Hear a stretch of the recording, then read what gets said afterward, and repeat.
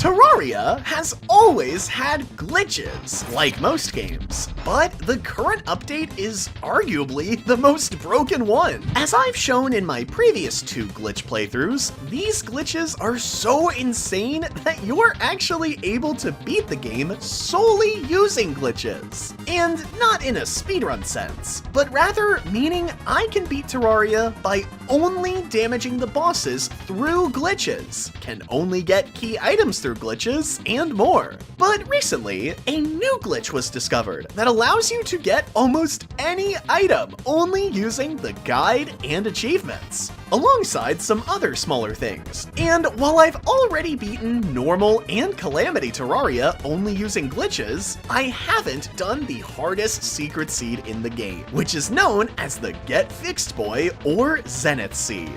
This is a mix of every single secret seed in the game, meaning you start in the underworld because of the Don't Dig Up seed, have to worry about hunger because of the constant, the game's difficulty is bumped up to legendary because of For the Worthy, the bosses have their own custom AI also because of For the Worthy, and much more. So that's why, in this video, I try to see if these glitches can truly beat any version of Terraria, or find out if they actually have a limit in their usefulness. As soon as I spawned into the world, I started working on my NPC houses, since the guide is needed for the first major glitch in this playthrough. Luckily though, aside from the slimes being able to almost insta-kill me, the slimes spawning in big groups, and the starving, getting wood at the start of this seed is actually pretty easy, since the trees can drop bombs, which will clear 1 or 2 trees for me. So I just ran across one side of the island while hitting each tree, and then went back to collect the wood that dropped. Once I had a ton of wood, I started building my huge NPC hotel, which would also work as my way up and out of the underworld. Once I had enough houses to reach the roof of the underworld, I had to wait until the guide NPC spawned and moved in. So while I waited, I started exploring the cavern lair, trying to find the nearest trap, and hopefully a desert biome with a Bast statue, so I could do the transmutation glitch. This is when I started learning just how hard this seed is, as aside from just dying from enemies,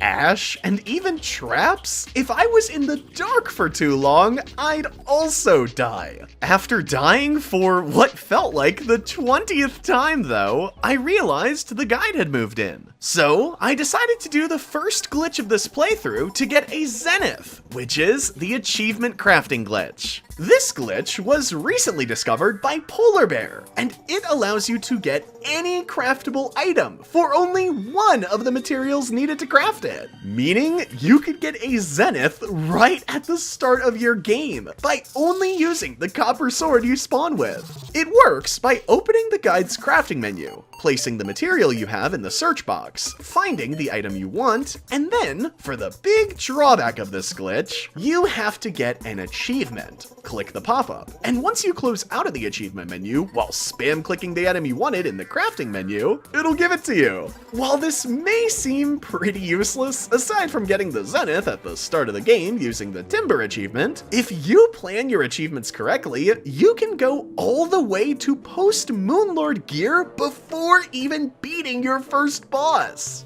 Getting back to the playthrough now, I decided to use the Crafting Your First Mana Star achievement. So I put the copper sword in the guide search box, made the Mana Star, clicked the achievement pop-up, and finally closed out of it while clicking the crafting menu to get the Zenith.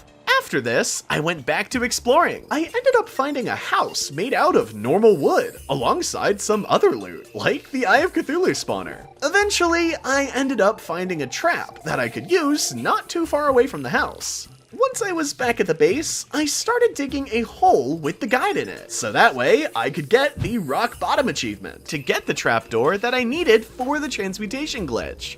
Which is exactly what I ended up doing. After some more exploring, I finally ended up running into a desert biome, and luckily I found a really good desert house that had the Bast statue I needed. With this, I went up to the trap I found earlier, and quickly turned into a simple transmutation setup, and used the normal wood I found earlier to get Chrono's wings, the Terra Prisma, and the Shell Phone. But I was still in desperate need of one other item, which is the drill mount. I just couldn't get it, because I needed a slime door for it. So that's what I got to work on. To make that, I needed to beat King Slime. So, to get its spawner, my plan was to do the achievement glitch with some gel, and kill the Eye of Cthulhu for the achievement, which is what I attempted to do. But I ended up misclicking and didn't grab the spawner in time. So instead, I moved the guide up to some life crystals I found while looking for the bass statue, broke one of them to get the achievement I needed, and managed to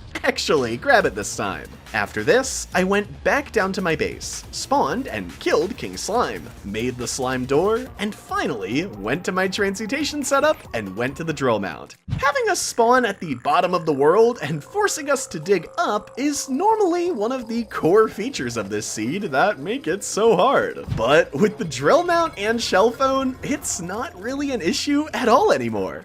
And now that I had the drill mount, I could finally go find the dungeon! The mechanic is a key part of the more complex glitches, and outside of the Steampunker, which is an NPC that spawns with you in this secret seed, it's really the last one we need for this whole playthrough. So I used my shell phone to teleport to an ocean, and ended up on the right side of the world. I knew that the dungeon would be underground connected to a living tree, so once I ran into those, I started digging under them. And after dying a few times, because there were beehives all over this area, I made my way into the dungeon.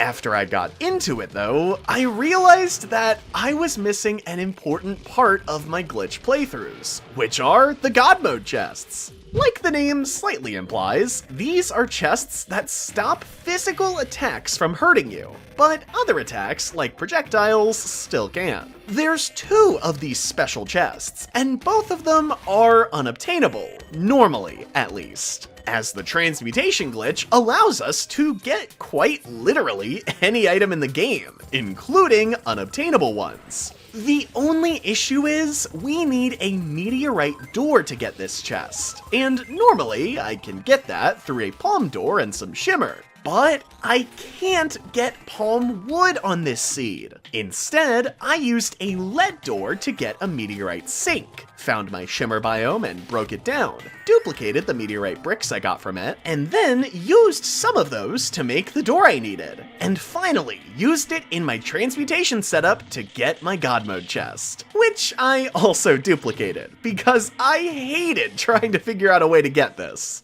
After this, I waited till night, went over to the dungeon, sat my chest down, got on my slime mount so I could damage Skeletron, and spawned him. But I overestimated how fast I could get onto the God Mode chest, so I ended up dying almost as soon as he spawned. Since I was gonna have to wait another day to try and fight Skeletron again, I decided to spend the time duplicating life crystals, so I could have max health without life fruits. Once it was finally the next night though, I went back over to the dungeon and used the God Mode chest and Shadow Lance to kill Skeletron. And normally, finding the mechanic can be pretty tedious, but I actually ended up having her spawn right at the start of the dungeon in a small room. So, after talking to her, I went back home to start preparing for the Wall of Flesh fight.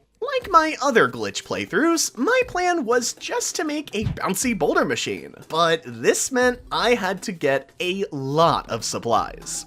The first thing I needed was a bouncy boulder, which I got really lucky on, since you can get it through the transmutation glitch using a pink dungeon door, which naturally spawned in the dungeon. After this, I needed to get some quick money, and since I knew I'd probably need a normal wooden door sometime in the future, I decided to go out and find a forest biome by digging with the drill mount, and then use a wooden door to get a few Terra blades. After this, I went to the mechanic in my base, sold my Terra blades, and then used that money to buy the rest of the items needed to build this boulder machine. Since I had such a hard time figuring it out, I just decided to go with the exact same setup as before. alongside leveling out the land so that the boulders could bounce further away. And once that was all set up, I started the fight, but died almost instantly, since the wall of flesh spawned about 5 feet away from me. This made me think that all I needed to do was spawn the wall of flesh far away, teleport back to spawn where my boulder setup is, and then I'd be good to go. But when I tested this, the wall of flesh ended up being able to tank the boulders long enough to get past where they could reach.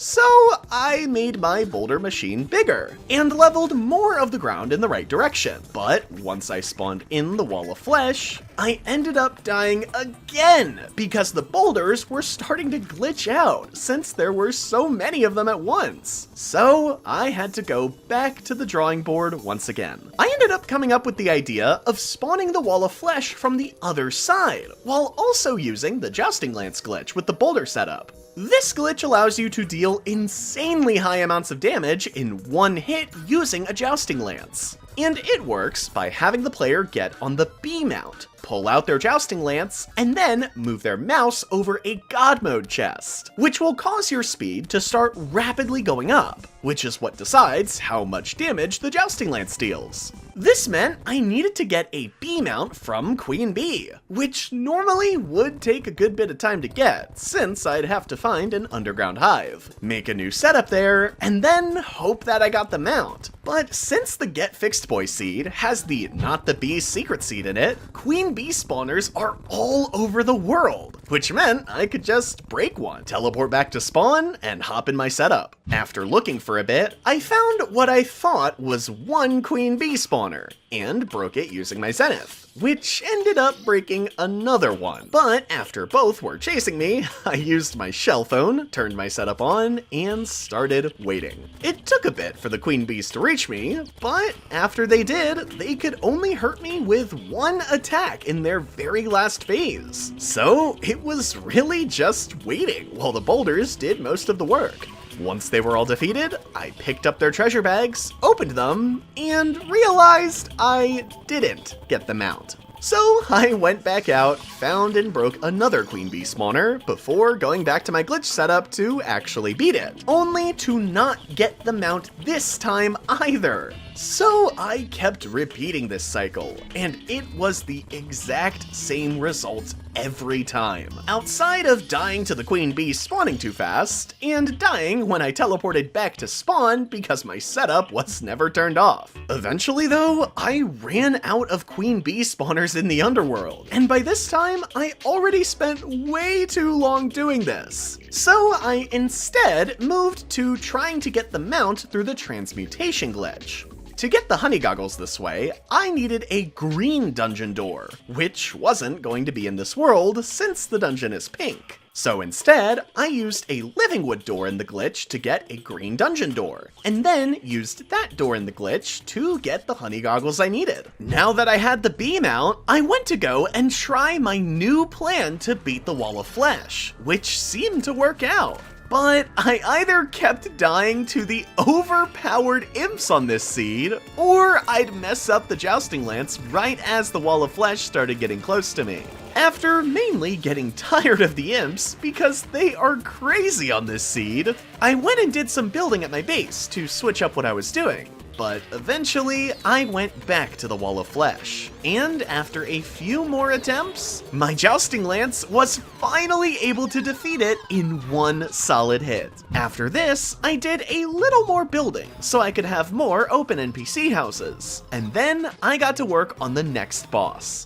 Instead of having the normal 3 mechanical bosses, this secret seed actually has a boss to replace the mech bosses instead, which is Mechdusa. To make its spawner, normally you would first need to make the 3 original mechanical boss spawners, and then use them to craft Akram's Razor, which is Mechdusa's spawner. But instead of doing all of that, I was just gonna use the max health and mana achievement in the guide glitch to get one of the mechanical boss spawners, and then use that single boss spawner with the yo-yo achievement in the same glitch to get Akram's Razor. I decided to just go find my Hallow biome for this, as it would be an easy way to get one of the crafting materials I needed, alongside me just needing to know where it is in general. And luckily, it ended up spawning right around my Aether biome, so it wasn't hard to find. After clearing out the area a bit while killing enemies, I ended up getting the crafting material I needed, alongside a queen slime spawner. So after this, I went back to my base. Once I was there, I was getting ready to start maxing out my health and mana stars, and a blood moon started. So instead of going for the max health and mana achievement, I decided to use the surviving your first blood moon achievement for the guide glitch.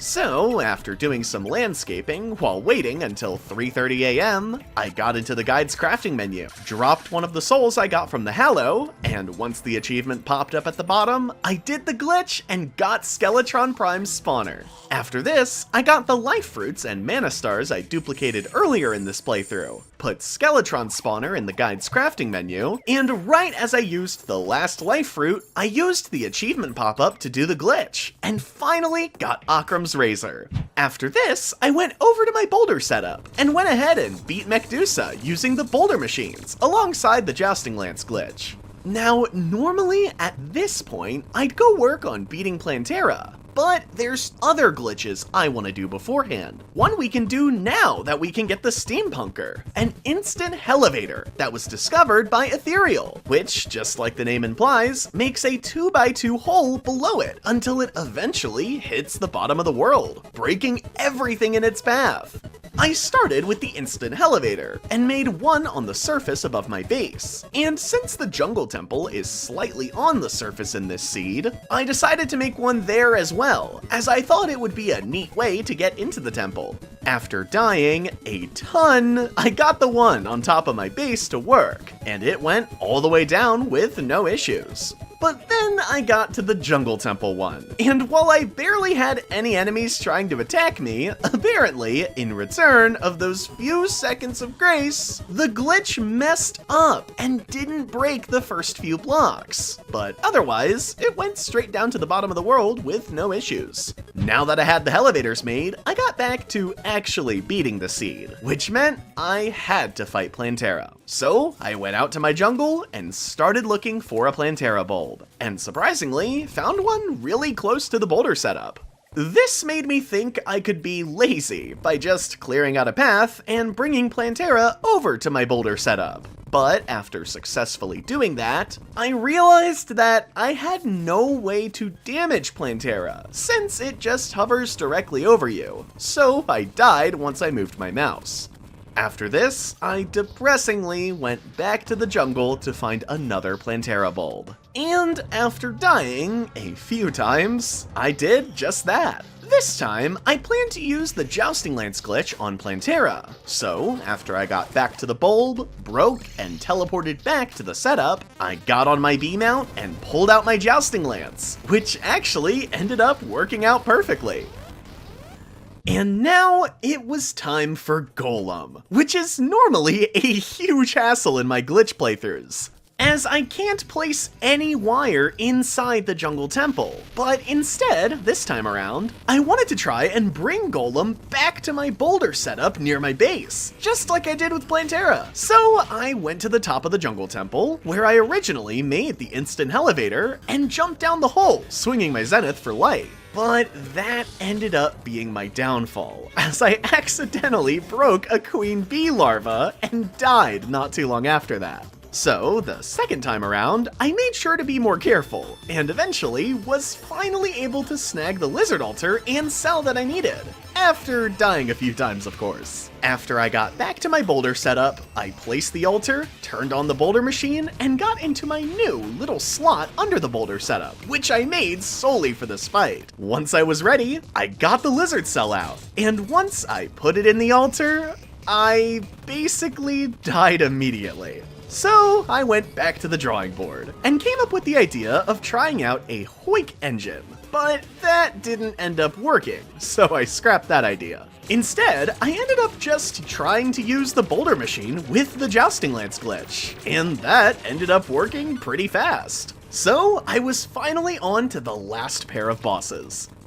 Moonlord and the Cultist are pretty hard compared to the other bosses in this playthrough, so between the last two glitch playthroughs of mine, I've made a huge setup specifically for both of them.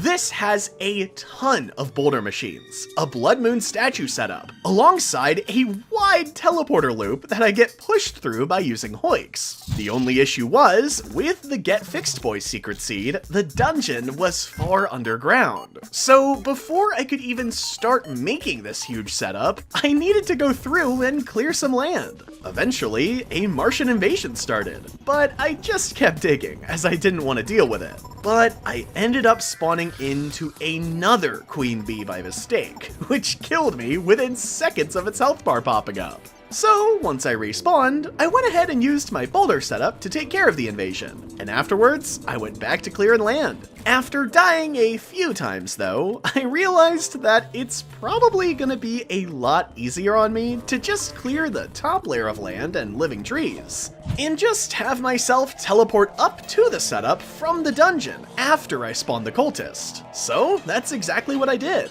Now, before we move on to the next part, I need to give a warning for flashing lights, as this setup has me teleporting around a lot, alongside Moonlord essentially flashbanging me the entire fight. So if you want to skip past this part, you can go to the timestamp I have on screen now. Getting back to the playthrough now, the only difference I had to do with this setup, compared to the last two glitch playthroughs, is add more lighting. I also made sure to use the bed in the small base inside the setup, so that way my spawn could be set there until I beat the game. Once I felt like everything was ready to go though, I turned everything on in the setup, went down to the dungeon, started the cultist fight, and then used the shell phone to teleport back into the setup. But not too long after I got into the teleporter loop, the cultist despawned because I got too far away from it. So, while I waited for them to respawn, I cleared out the land directly above the dungeon's entrance. So that way, on the next fight, I could fly it up and then use my shell phone, which ended up working, as after I teleported to the base during the next fight, the cultist didn't despawn. This fight took a while, with it getting even slower around the middle of its health, but eventually, the cultists were defeated by the boulders. Normally, here I'd have to take out the 4 pillars before fighting Moonlord, but because of the Blood Moon statue glitch that I included in the setup, no other mobs are able to spawn, which stops the pillars from spawning, and skips straight over to Moonlord. So, after waiting a bit, the Moonlord finally spawned, and I got back into the teleporter setup to start the fight. Right off the bat, I basically had to only rely on pushing specific keys in a specific order, as like I mentioned earlier in this playthrough, it was like the Moonlord was flashbanging me each time I went through a teleporter. Because of how you damage Moonlord, with different parts of him being available to damage, while others become unavailable, it didn't really surprise me that the fight was super long. What did surprise me though, is Moonlord's new attack, specific to the For the Worthy secret seed, which had him randomly shooting out extremely bouncy greenish boulders. But they couldn't hurt me anyway, since my teleporter loops have covers. By the time I got Moonlord's health down to halfway, it started to become even slower, since Moonlord was only being damaged when I was at one of the 2 teleporters attached to the roof of the setup, which just made the fact that this is one boss I have to actively use potions for worse. Eventually though, in the middle of me teleporting, Moonlord finally died, meaning I had finally beat Terraria's hardest secret seed only using glitches. After this, I went back home, dropped all of my items in some chests, and decided to end off the playthrough by framing the waffle iron in my house, which you can only get in this seed by beating Medusa. That wraps up this playthrough, and just like most of my playthroughs, I released the world that I played in for this video. PC users can find it on Terraria's Steam Workshop by looking up what I have on screen now, while mobile users can get the world file from the Custom Maps channel in my Discord server, which is also linked in the description. Outside of that, this will most likely be my last glitch playthrough, until more glitches are discovered. I already have some normal playthroughs in the works, with one being close to done, so you can expect that one sooner than later. Thanks for sticking to the end. Be sure to like and subscribe for more Terraria videos like this in the future. And as always, make sure to have a wonderful day.